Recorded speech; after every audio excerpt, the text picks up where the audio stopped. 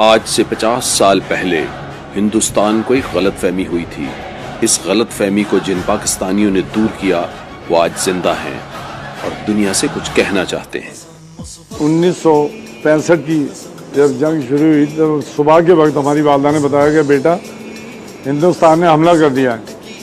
हम लोग उठे और देखा तो आवाम जो थी ना सीधी, क्योंकि आवाम के अंदर इतना जज्बा जोश था कि वो बॉर्डर की तरफ भागने लगी। रास्ता ये शालामार बाग है, ये एक रास्ता था। दुनिया सड़कों पर लाइन लगी हुई थी।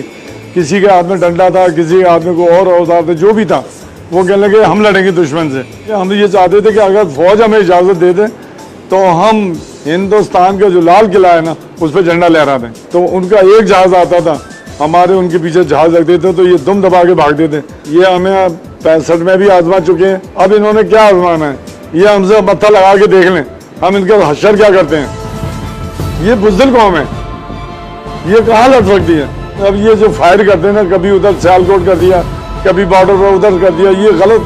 आओ सामने मुकाबले पे आओ, चोरी चोरी हमला देहातियों को मारते हो तुम। जब हमारे जवान सामने आते हैं तो तुम भाग जाते हो, तुम्हारी तोपें खामोश हो जाती हैं। ये डरपोक कौम है, बिल्कुल डरपोक बुज़दिल। हमारा एक जवान इनके 100 बराबर है। ये आजमाई भी बात है, मिटा सकता नहीं कोई भी दुनिया से मुसलमान को। ये वो कौम है जिसको मोहम्मद का सहारा है। सदा ऊंचा रहे या रब ये पाकिस्तान का झंडा, मेरे ईमान का झंडा, मेरे कुरान का झंडा।